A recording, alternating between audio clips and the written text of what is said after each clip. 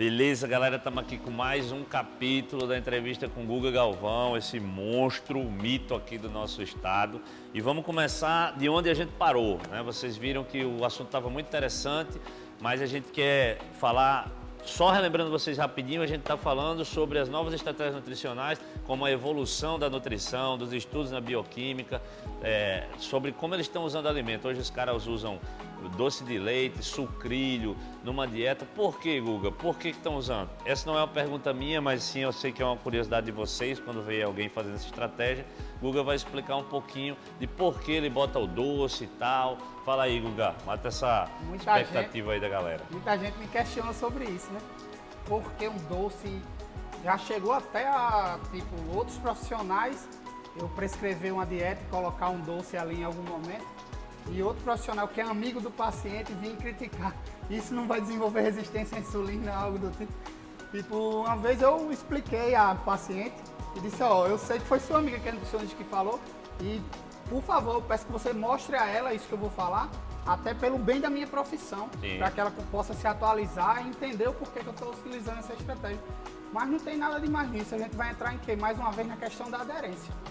De ter ali diariamente uma pequena quantidade, que a gente não coloca em excesso, de um alimento que causa prazer ao paciente, para conseguir ter uma aderência maior.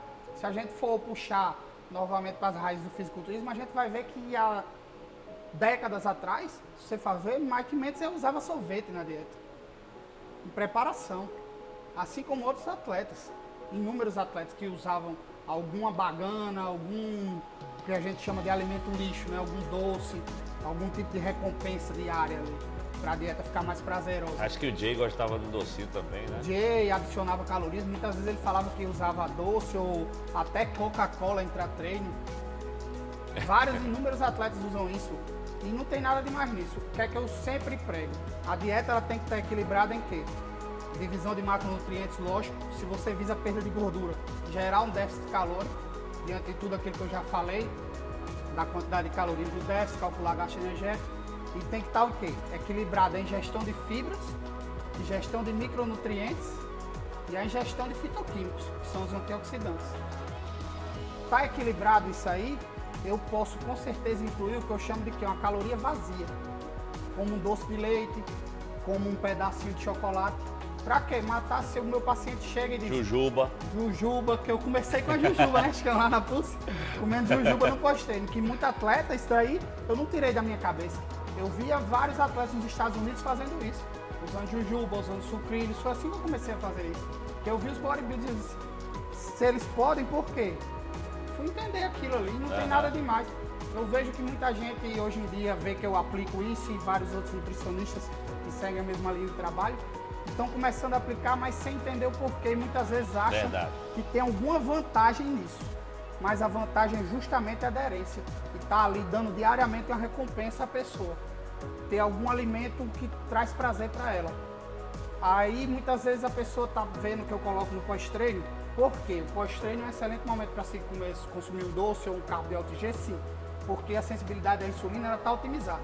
Sim. E aquele carboidrato grande parte, que você sabe entra na sua área também, na parte de fisiologia, vai ser utilizado para reposição de glicogênio. Sim. Porém, isso não é a vantagem. Muita gente acha que o pico de insulina maior, que vai ser causado pelo carbo de alto G, é uma vantagem. Mas isso não é vantagem para a recuperação. Não tem nada de mais nisso. Não precisa ter um pico de insulina maior. Tem estudos que comparam no pós-treino a ingestão de carboidrato mais proteína com só proteína, visando hipertrofia. Não teve diferença. Olha aí que bacana. Não teve. O que vale é o contexto da dieta. Eu posso muito bem, por exemplo, um caso que aconteceu semana passada na clínica. Chegou uma paciente que vinha de outro profissional que estava lá com um doce de leite no pós-treino. Na hora que ela falou que tinha, ela disse, mas eu nem ligo para esse doce de leite. Ele colocou, mas foi uma coisa que eu nem pedi, eu nem, por mim eu nem usava. Eu disse, então para que colocou, né?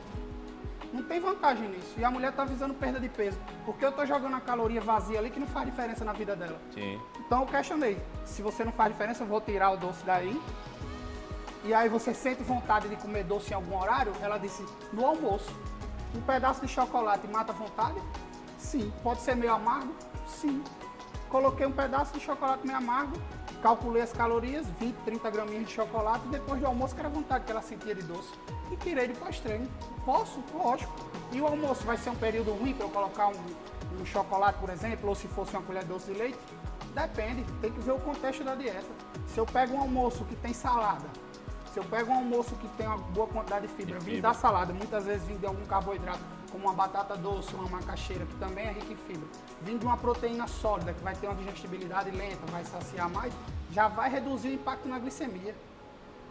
Você tem que analisar, muita gente pensa o que, Chicão? Índice glicêmico, que vê o índice glicêmico por si só. O índice glicêmico do alimento é a ingestão dele em jejum, comparado à glicose e o pão branco. Mas quando eu jogo num contexto de uma refeição, o impacto na glicemia é totalmente diferente, porque vai juntar tudo que você comeu naquele momento. Se você joga fibra, se você joga gordura, se você joga uma proteína sólida, já vai reduzir o impacto na glicemia. E muita gente fala, reduz o índice glicêmico. Não reduz, porque o índice glicêmico do alimento é aquele que foi calculado, foi achado por um estudo, mas o impacto na glicemia vai ser menor. A absorção, o esvaziamento gástrico daquela refeição vai ser mais Isso é uma coisa fantástica para vocês perceberem o quanto tem de cálculo na dieta de vocês. Eu vejo que a pessoa vai, senta com o nutricionista e não faz. Na outra semana troca de nutricionista. Por que ela não faz? Por exemplo, eu sou um cara que eu bato muito nessa tecla. Você comeu o que o Guga mandou? O que é que tinha no prato? Ela, eu vi que ele botou arroz com frango, mas a salada eu não gosto, nunca boto. Você vê que aí no final tem um chocolatezinho.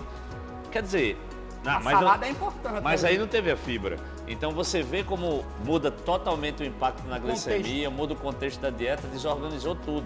Então aquilo ali o cara não faz no bambu, né? Ele faz ali perdendo tempo, fazendo cálculo, associando o alimento, trabalhando em cima dos seus desejos, da sua aderência. É todo um contexto, um estudo para que saia a dieta perfeita para você. Então é importante você seguir a risca. Eu sei que muita gente não pesa alimento, né? Esse é outro problema também, vai no olhômetro e eu vou ser bem sério para vocês, eu tenho experiência demais e às vezes eu ainda erro o peso, porque às vezes eu não sei comer sem pesar, mas às vezes eu faço no bambo para ver como é que tá o meu olho e eu erro no peso. A gente quer colocar proteína para mais. Proteína para mais, exatamente. É sempre assim. Quando tá depletado, o carro termina caindo uns arroz a mais, se sabota, sem mesmo querer. Então é importante demais deixar esse recado, galera. Sentou com o Nutri, já não come salada, você já tem que falar para ele, cara, não consigo. Se tem dúvida, algum questionamento, tire a dúvida para o seu nutricionista, questione ele. Por isso que eu sempre dou acesso ao meu paciente. O paciente sempre tem meu WhatsApp, para tirar qualquer dúvida, fazer questionamento, ou até fazer alguma mudança no plano alimentar. É um diferencial absurdo desse cara, né? E uma coisa que eu aprendi também com você, que eu vi, porque Chicão consegue motivar tanto os alunos dele, que ele consegue ter tanta aderência e tanto resultado. Eu comecei a ver que o quê? Contato diário. Ele chegava ali, um cara, eu nunca tinha visto um personal fazer aquilo. Era pegar Chicão, meu amigo, por que você não veio treinar hoje? Não sei o que. Caramba, eu mesmo me questionava, será que um dia eu vou conseguir ser assim? E realmente hoje em dia eu não consigo, até porque a demanda de um nutricionista é muito maior. Você como personal vai trabalhar com um número mais reduzido de clientes. Certo. Porém, eu dou acesso aos meus pacientes. Por mais que sejam vários, mas todos vão poder falar comigo.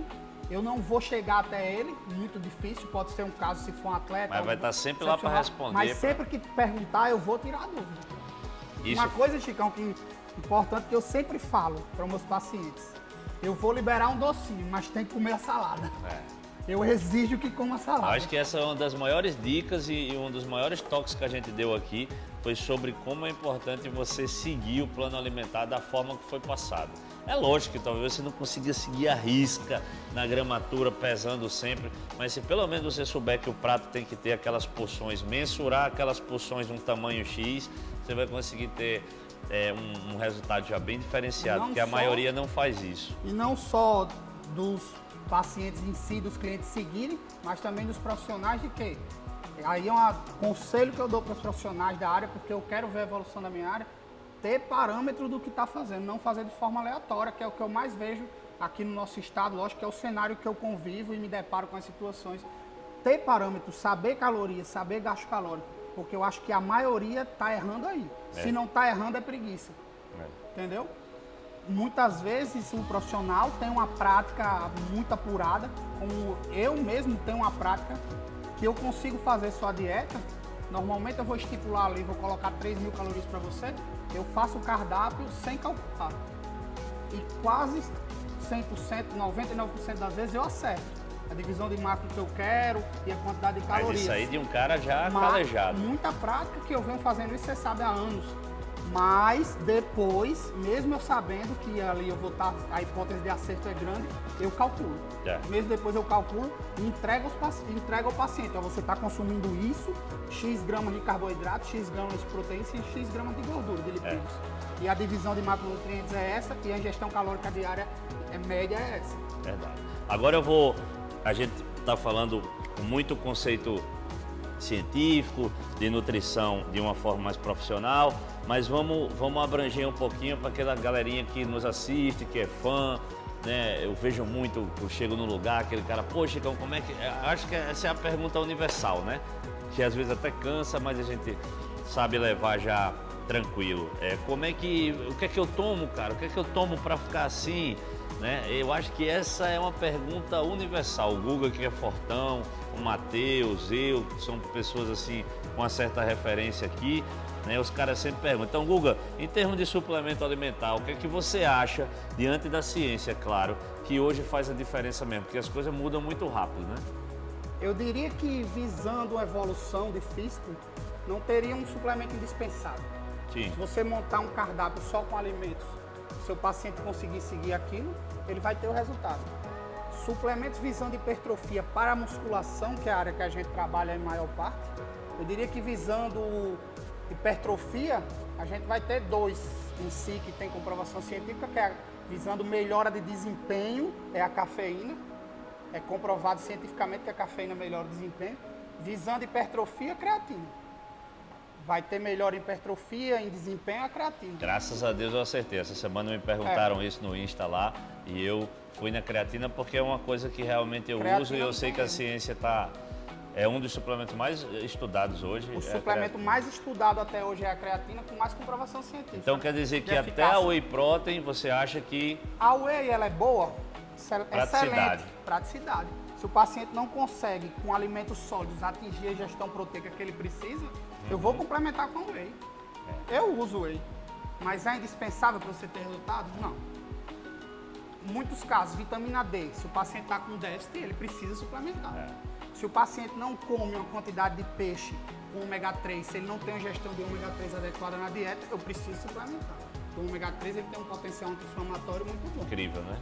Só que é indispensável? Não. Tem situações que não precisa. Muitas vezes o paciente entra no meu consultório e muitas vezes chega a mim até sem querer usar o suplemento e ele sai de lá sem precisar.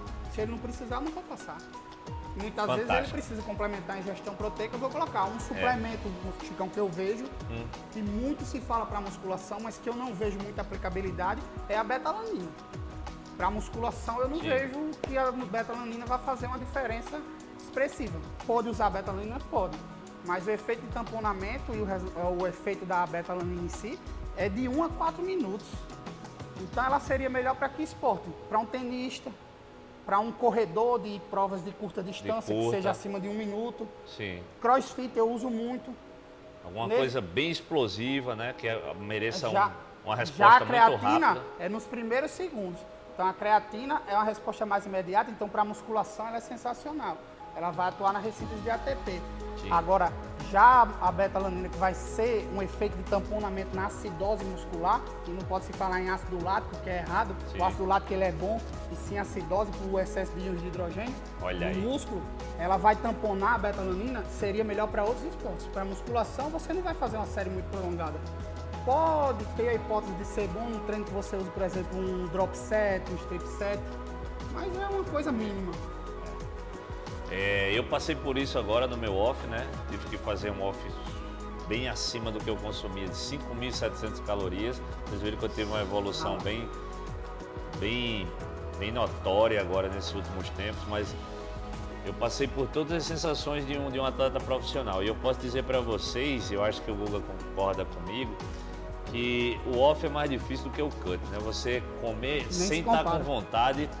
Galera, as pessoas falam assim, que é isso, pô, você pode comer isso.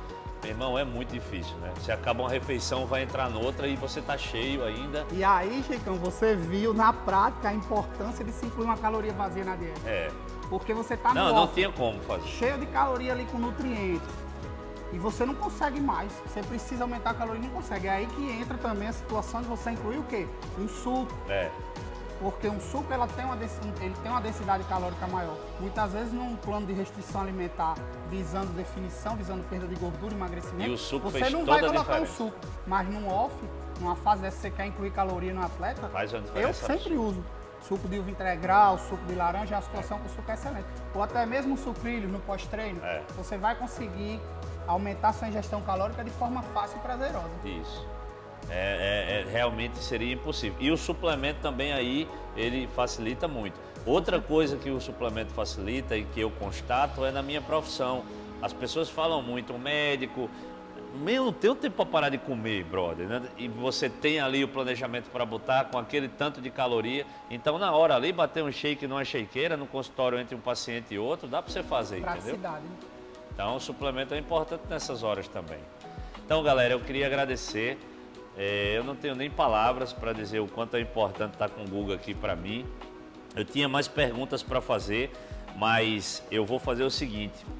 Eu vou fazer um quadro com o Guga, se ele aceitar, né? Eu tive uma ideia Já aqui. tá aceito. Eu tive uma ideia aqui que o bate-bola foi muito bom, a sintonia, a energia da gente sempre foi assim desde vários anos atrás. E a gente vai estar chamando outros convidados e a gente vai fazer tanto eu e ele quanto outros convidados. E aí eu vou estar fazendo enquete com vocês sobre os assuntos e a gente vai estar debatendo aqui o personal trainer e o mestre da nutrição, que aí vai estar casadinha perfeita. De repente a gente chama um médico, depois se for distúrbio a gente chama um psicólogo. Eu acho que vai ser bem interessante para vocês aí essa parceria do Chicão Vasconcelos e do Guga Galvão junto de novo aí. Tamo junto? Tamo junto, é sempre uma honra para mim. Eu sempre falo para você e para todo mundo que pergunta, eu sou muito grato a você, foi o cara que me deu a primeira oportunidade na área e que também demonstrou o caminho que eu tinha que trilhar. Então pode contar comigo sempre que precisar, para mim sempre vai ser uma honra estar aqui para falar de nutrição e bodybuilding. Você sabe que é uma coisa que eu amo, melhor ainda. Pode me chamar sempre. Tô com Chicão, muita ideia legal, galera. ele tá falando aqui, eu tô pensando, as coisas estão surgindo. Mais uma vez, fica de olho no canal, curte lá, se você gostou, deixa seu comentário, manda para um amigo e principalmente se inscreve. Outro conselho que eu dou para vocês é ativar as notificações lá na minha página do Instagram, Chicão Vasconcelos ou Chicão Consultoria. A de Guga tá como? No Instagram? Instagram, @Guga Galvão _. Pronto, @Guga Galvão _ também ativa as notificações dele. Mano, ele bota muita pergunta, esse conhecimento que vocês viram aqui vão ter lá. Quem segue Chicão e não segue Guga tem que seguir. E fica de olho, não se esqueça de se inscrever. Foi um prazer estar com vocês, beijo no coração e fé em Deus.